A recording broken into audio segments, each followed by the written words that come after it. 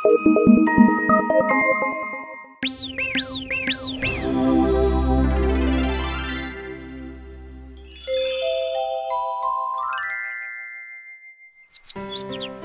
is the story of David, a young shepherd boy from Israel who defeated Goliath, a giant warrior. Our story happened a long, long time ago when Saul was the king of Israel. God was not happy with Saul as he had disobeyed him many times. God spoke to Samuel, an old prophet, and David was chosen as the future king of Israel. King Saul had a bad dream one day. He called for Samuel. Samuel, I feel troubled. I am having bad dreams. I feel somebody is trying to take away the control over my kingdom. It is just a dream, Saul. Calm your mind. How can I help you relax? I would like to hear some soothing music. Do you know of any good musician who can play for me? I know of a boy who plays the harp beautifully. I saw him in the house of Jesse in a nearby town. I'm sure he can help calm your mind. I'll send for him immediately. Okay. Please ask him to come immediately. And so Samuel had David brought to the palace. Even as a young boy, David was known to be a very good musician. He wrote songs and played the harp very well. The Philistines had been troubling Saul's kingdom for a long time now. They were always trying to take over the kingdom of Saul. The kingdom of Philistines was known to have many giants among them. Their soldiers were taller and stronger than most men. Their champion soldier was Goliath. Goliath was almost 10 feet tall and made the soldiers of Israel look like little mice. One day, Goliath walked up to the hills that divided Israel from the Philistines and shouted out challenges. No one from Israel responded as they were afraid of Goliath. The giant kept challenging the Israelites for almost 40 days. 2 of David's brothers were in the king's army, and they were fighting against the Philistines. With this threat of Goliath, the Israelite soldiers were starting to lose confidence day by day. They could not find the courage to face Goliath. David's father, too, was getting worried about his sons fighting in the army. It was during this time that David was serving the king at his palace. One day, his father asked David to carry some food for his brothers. So David went to the battlefield carrying the food that his father gave him. When he arrived, he saw that his brothers were terrified.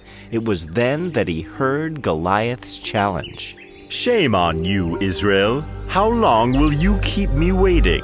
Isn't there anyone who has the courage to stand before me? You are not men, but sheep!"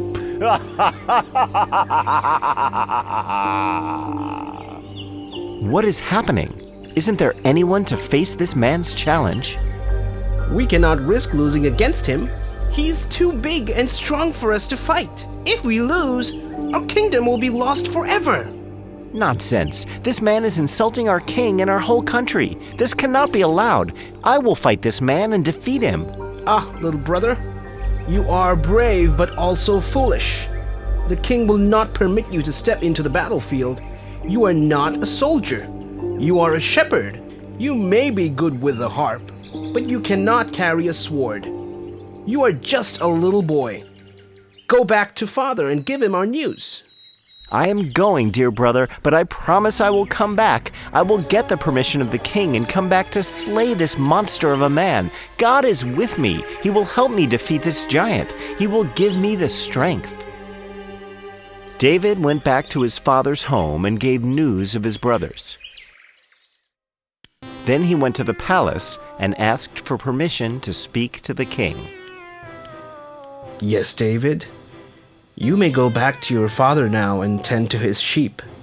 I do not need to listen to your music right now.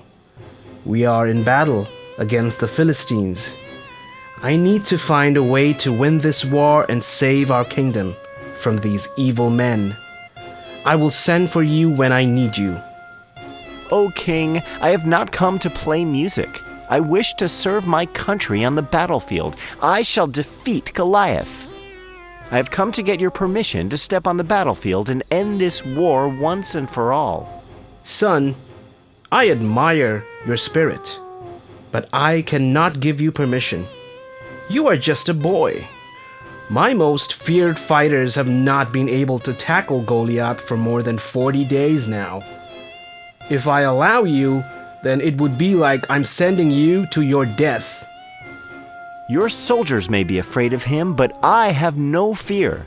The Lord watches over me all the time. I may be a shepherd boy, but please have faith in me. I have killed many lions and wolves that attacked my sheep. I have not lost even one of my sheep to them. My God has given me the strength to fight my enemies, whoever they are. I am sure He will give me the strength to defeat this giant too. Please give me a chance to save the honor of my country. I promise I will not let you down. Your courage is truly inspiring, my boy. I am moved by your trust in God and the loyalty you show to your country. I am giving you permission to fight Goliath, but you must wear this armor. It will protect you from his heavy blows.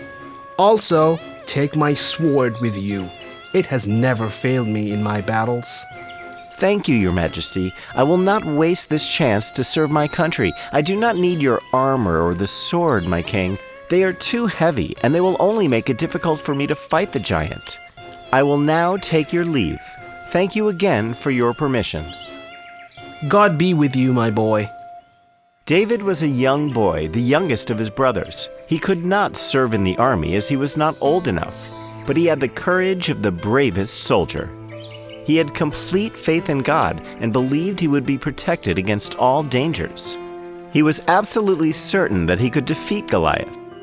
David had excellent aim. He carried a sling with him all the time.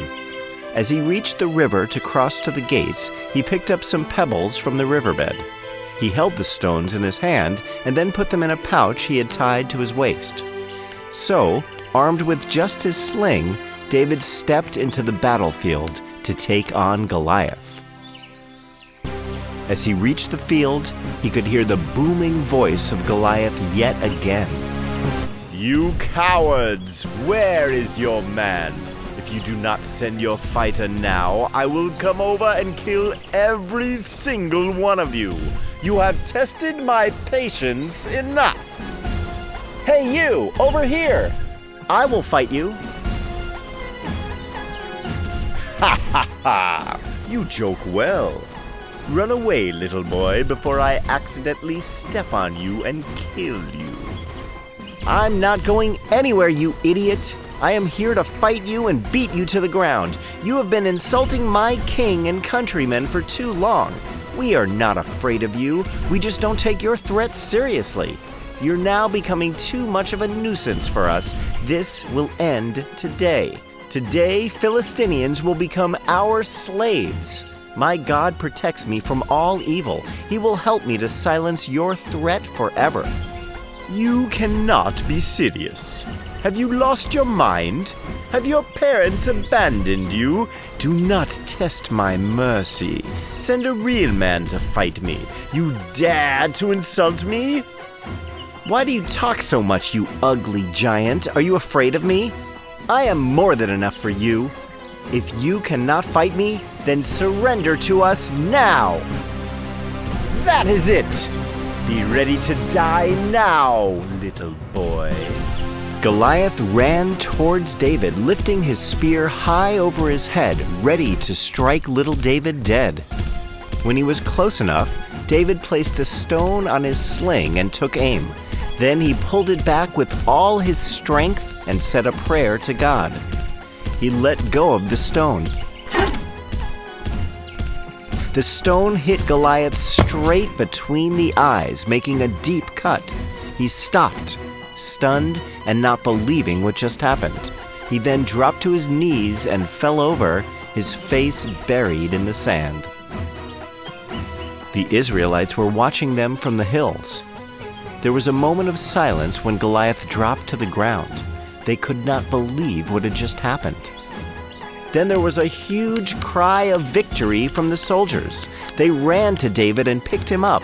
They placed him on their shoulders and marched back to the palace singing praises to their new hero.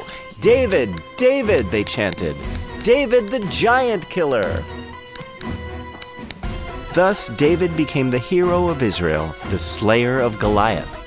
He would later on become king of Israel and rule the country for many, many years to come, loved and respected by everyone.